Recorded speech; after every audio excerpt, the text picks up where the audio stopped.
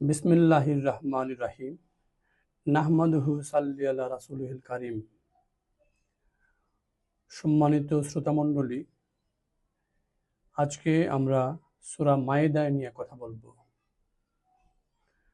আমি আগেই বলে নিচ্ছি, একেবারেই খালেস নিয়তে পবিত্র কোরআনের আলো ছড়িয়ে দেওয়ার লক্ষ্যে আমি আপনাদের সঙ্গে কথা বলছি।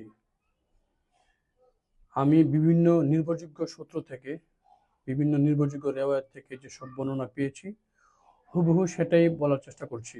বাড়তি কোনো কথা বা গল্প আমার পক্ষ থেকে কোনো এডিশন নেই। কম সময়ে সহজে যেন বুঝতে পারেন, সেটাই আমার লক্ষ্য।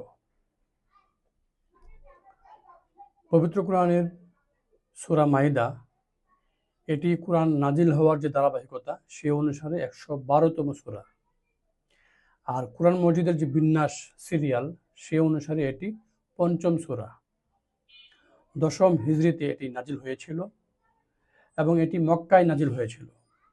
এই কারণে এই সূরার নাম হচ্ছে মাদানী সূরা এবং এই সূরায় মোট 120টি আয়াত রয়েছে। প্রথমেই নামকরণ, সূরা মাইদাহ। মাইদাহ মানে কি?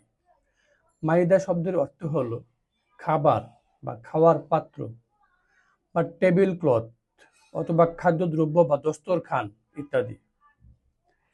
খাবার ভর্তি দস্তরখান চাওয়াকে কেন্দ্র করে ঈসা আলাইহিস সালামের সময়ের ঘটনার বর্ণনা রয়েছে, বিধায় এই সূরার নাম হচ্ছে মাইদা। আমরা যদি একটু সান্দানজুলটা দেখি এই সূরার, রাসূলুল্লাহ সাল্লাল্লাহু আলাইহি সাল্লাম সহচরদের যেমন সাহাবী বলা হয়, হযরত ঈসা আলাইহিস সালামের সহচরদেরকে বলা হতো হাওয়ারি। হাওয়ারিরা যখন হযরত ঈসা আলাইহিস সালামের কাছে বললেন, আপনি আল্লাহর কাছে দোয়া করুন তিনি যেন আমাদের জন্য আসমান থেকে একটি খাবারে ভর্তি দস্তরখান নাজিল করেন।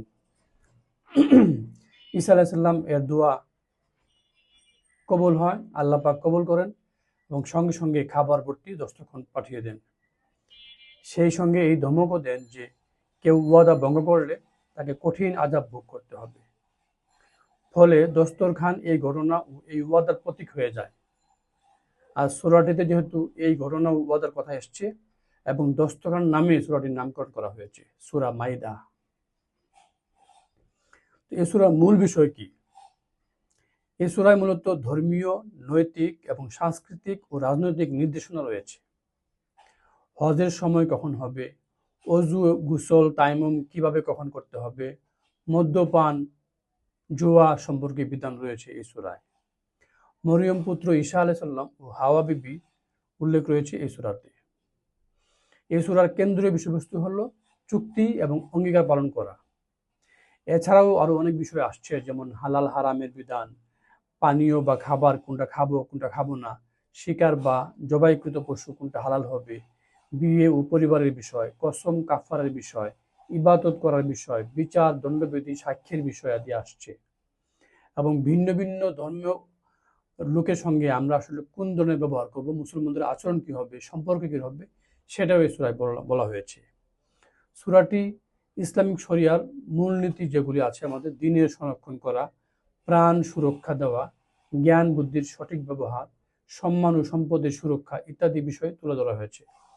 বিশেষ করে প্রাণীর সুরক্ষা সম্পর্কে বলা হয়েছে, মানুষের জীবন সংহার করা হচ্ছে হারাম। এ সূরায় বর্ণিত কিছু ঘটনা শুনলেই আমরা বুঝতে পারবো। যেমন প্রথমেই হাবিল কাবিলের কাহিনী আসছে এই সূরায়। আদম আলাইহিস সালাম এর 2 পুত্র ছিল, হাবিল এবং কাবিল। তারা কুরবানি দিল, কুরবানিতে একজনেরটা কবুল হয়, অন্যজনেরটা কবুল হয় না। এই ঈর্ষা থেকে একজন অপরজনকে হত্যা করে। এটাই মানব ইতিহাসের সবচেয়ে প্রথম খুন। টাকের মাধ্যমে দাফন পদ্ধতি শেখানো হয়েছে এই হত্যার পরেই। এখানেই বলা হয়েছে, একজন নিরপরাধকে হত্যা করা যেন সমগ্র মানবজাতিকে হত্যা করা, আর একজনকে বাঁচানো মানে হচ্ছে সমগ্র মানবজাতিকে বাঁচানো। এর এই সূরাতে এসছে। তারপর আরেকটি বিষয় এসছে এই সূরাতে, আল্লাহ পাক বনী ইসরাইল থেকে বারবার অঙ্গীকার নিয়েছেন তাওহীদ, সালাত, জাকাত, রসুলদের প্রতি অনুগত্য এই বিষয়গুলোতে, কিন্তু তারা বারবার চুক্তি লঙ্ঘন করেছে, কিতাব বিকৃত করেছে, সব সত্য গোপন করেছে, মূর্তি পূজা করেছে। ফলে তাদের অন্তরে কঠোরতা আসে। এই ঐতিহাসিক নজির মুসলমানদের জন্য সতর্কবার্তা যে চুক্তি এবং আমানত রক্ষা হচ্ছে ইমানের দাবি। আরেকটা বিষয় আসছে এখানে, মুসা আলাইহিস সালাম বনী ইসরাইলকে আল্লাহ পাক প্রদত্ত পবিত্র ভূমিতে প্রবেশের আহ্বান জানান। তারা ভীতুতা এবং অবৈধতা দেখে অস্বীকৃতি জানায়, তারা ভয় পায়, তারা যেতে চায় না। ফলস্বরূপ 40 বছর তিহ মরুভূমিতে ঘুরে বেড়ানোর শাস্তি নেমে আসে তাদের উপরে। এই সূরা থেকে শিক্ষা পাই, বা এই ঘটনা থেকে আমরা শিক্ষা পাই যে আল্লাহর নির্দেশ মানতে ভীরুতা বা অজুহাত জাতিকে অপমানিত করে। এরপর যে আমরা যদি কিছু সূরা অনুবাদগুলো দেখি তাহলে আরো বেশি ক্লিয়ার হব। যেমন সূরা 1 নম্বর আয়াতে, এই সূরার 1 নম্বর আয়াতে বলা হয়েছে, হে মুমিনগণ, তোমরা অঙ্গীকার পূরণ করো। তোমাদের জন্য হালাল করা হয়েছে চতুষ্পদ গবাদি পশু বা তৎসদৃশ জন্তু, সেইগুলি ছাড়া যা তোমাদেরকে পরে শোনানো হবে। তবে তোমরা যখন ইহরাম অবস্থায় থাকবে, হজে গেলে, তখন শিকার করাকে বৈধ মনে করো না।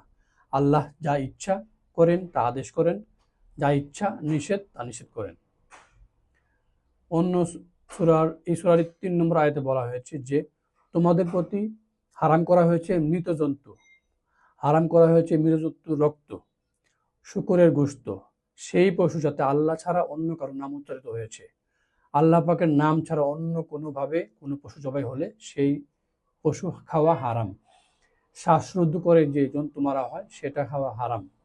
হিংস্র পশুতে জন্তু মেরে ফেলছে কোনো জীবকে, সেটা খাওয়া হারাম। এবং অবশ্যই যেসব জন্তুকে প্রতিমার কাছে নিবেদন করা হয়েছে, বেদিতে রাখা হয়েছে, বলি দেওয়া হয়েছে, সেই সব পশু খাওয়া হারাম।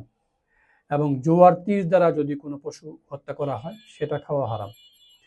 এবং কাফিরগণ তোমাদের দিনের অবস্থানে পরাস্ত হতে হতে হতাশ হয়ে গেছে, সুতরাং তাদেরকে ভয় করো না, আমাকেই ভয় করো। আল্লাহ পাক বলছে, আমাকেই ভয় করো, আজ আমি তোমাদের জন্য তোমাদের দিনকে পূর্ণাঙ্গ করে দিলাম, তোমাদের উপর আমার নিয়ামত পরিপূর্ণ করলাম এবং তোমাদের জন্য দিন হিসাবে ইসলামকে পছন্দ করে নিলাম। সুতরাং এই দিনের জীবন বিধান পরিপূর্ণভাবে পালন করো, ইসলামকে পরিপূর্ণভাবে গ্রহণ করো। হ্যাঁ, যদি ক্ষুধার তাড়নায় বাধ্য হয়ে কেউ হারাম বস্তু খেতে হয়, সেই বিষয়টা আল্লাহ পাক নিশ্চয়ই ক্ষমাশীল, পরম দয়ালু। ধরেন আপনি কোথাও খুব বিপদে আছেন, একদম একটা আইল্যান্ডের মধ্যে আছেন যেখানে হালাল খাবার নাই, এমন অবস্থায় যদি হয় সেক্ষেত্রে হালাল হারাম বাছাই করতে হবে না।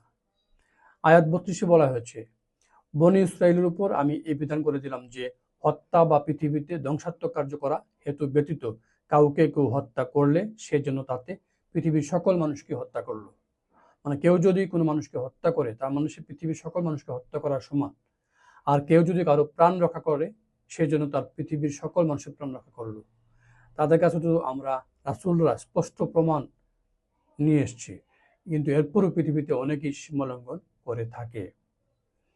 আল্লাহ পাক অন্য আয়াতে বলছে, 88 নম্বর আয়াতে, আল্লাহ তোমাদেরকে যে রিজিক দিয়েছেন তা থেকে হালাল এবং উৎকৃষ্ট বস্তু খাও, এবং যেই আল্লাহর প্রতি তোমরা ঈমান রাখো তাকে ভয় করে চলো।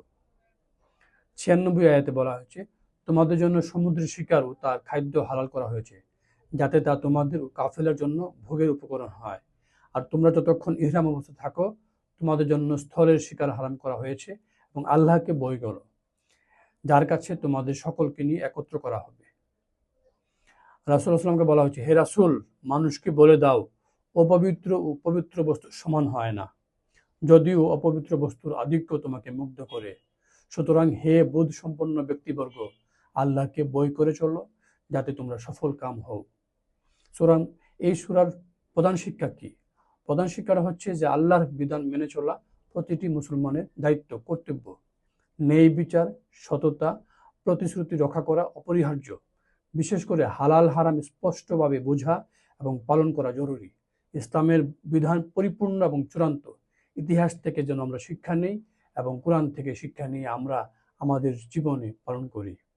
আল্লাহ পাক আমাদের নিয়ত এবং এই শোনা এবং কাজে বাস্তবায়ন করার চেষ্টাকে কবুল করুক, আমিন।